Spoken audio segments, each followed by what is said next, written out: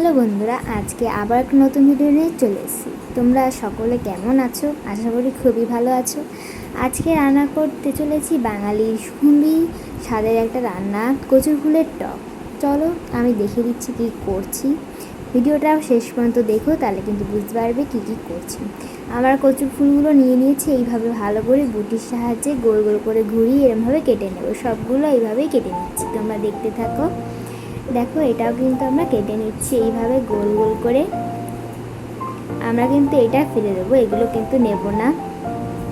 দেখো দেখিয়ে দিচ্ছি, এই যে এটা কিন্তু আমরা নেব না। এই যে এতগুলো হয়েছে, এগুলো সব বাদ দিয়ে দেবো, এগুলো কিন্তু একটাও নেব না। আর যেগুলো ছিল ফুলগুলো, সেগুলো আমরা কুচিয়ে নিচ্ছি। দেখো ভালো করে কুচিয়ে নিচ্ছি। এরকমভাবে কিন্তু কুচিয়ে নেব প্রত্যেকটা, ভালো করে কুচালে কিন্তু ভালো হবে।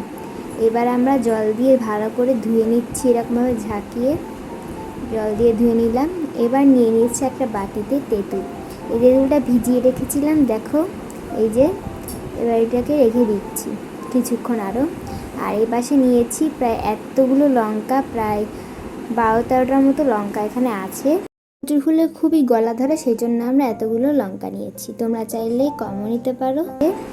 এগুলো রেখে দিলাম। আর এখানে কড়াই গরম করে 2 মগের মতো জল আমরা দিয়ে দিচ্ছি, সিদ্ধর জন্য যতটা জল লাগবে ততটা জল। আর এখানে নিচ্ছি 1/2 চামচ লবণ নিয়ে নিলাম, আর দিয়ে দিচ্ছি। জলটা দেখো ফুটে উঠছে। এবার কিন্তু আমরা যে কচুর ফুলগুলো কেটে রেখেছিলাম, সেই কচুর ফুলগুলো কিন্তু আমরা দিয়ে দিচ্ছি। সব দিয়ে নিই, আমরা সিদ্ধ বসিয়ে দেবো, দিয়ে নাড়িয়ে নিচ্ছি। এবার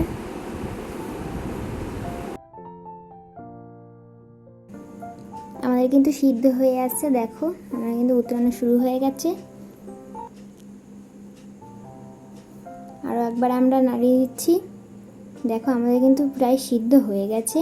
আর এই পাশে আমরা যেই তেঁতুলটা ভিজিয়ে রেখেছিলাম, সেটা আমরা দেখিয়ে দিচ্ছি।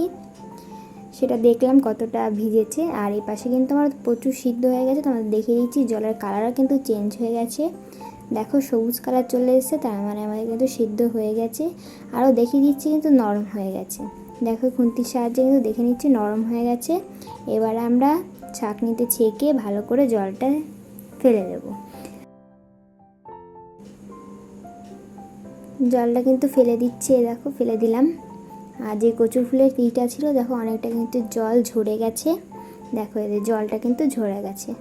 এপাশে আমরা কড়াই ধুয়ে আবারও বসিয়ে দিলাম। দেখো কড়াই কিন্তু এবার গরম হয়ে গেছে। কড়াইতে আমরা সাদা তেল দিয়ে দিচ্ছি কিছুটা। এখানে তোমরা চাইলে সর্ষের তেলও দিতে পারো। এখানে কিন্তু কড়াই গরম হয়ে গেছে। 1 চামচ সর্ষে আমরা দিয়ে দিলাম। এবার দিয়ে দেবো 1/2 চামচ লবণ। আর দিয়ে দিচ্ছি চিংড়ি মাছ। এখানে টক করতে কিন্তু চিংড়ি মাছই লাগে, সেজন্য চিংড়ি মাছ দিয়ে দিয়েছি। আর এখানে কিন্তু 1/2 চামচ হলুদের গুঁড়ো দিয়ে চিংড়ি মাছটাকে ভালো করে ভেজে নেব। লাল লাল করে কিন্তু চিংড়ি মাছটা ভেজে নিচ্ছি। চিংড়ি মাছ যতটা ভাজতে লাগে ততটা কিন্তু ভেজে নেব, বেশি ভাজবো না। দেখো আমাদের কিন্তু ভাজা হয়ে গেছে চিংড়ি মাছ। এবার দিয়ে দেবো যেই কচুর ফুলগুলো জল ঝরিয়ে রেখে দিয়েছিলাম, সেই কচুর ফুলগুলো আমরা দিয়ে দেবো। দিয়ে ভালো করে নাড়িয়ে নিচ্ছি আর একবার। চিংড়ি মাছের সঙ্গে কিন্তু মিশিয়ে নেব ভালো করে। দিয়ে দিচ্ছি 1/2 চামচ হলুদের গুঁড়ো, 1/2 চামচ লবণ। আর যে লঙ্কাগুলো দেখিয়েছিলাম, 8-10টার মতো লঙ্কা আমরা কুচিয়েছিলাম, সেই লঙ্কাগুলো দিয়ে দিচ্ছি।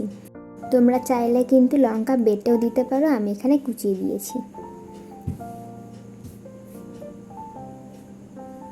এবার ঢেকে রাখছি কিছুক্ষণ,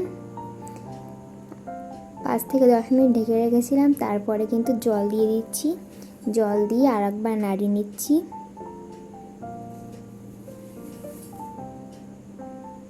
আবারও একবার ঢেকে রাখছি। ঢাকনাটা তুলে আমরা আবারও একবার নাড়িয়ে নিচ্ছি।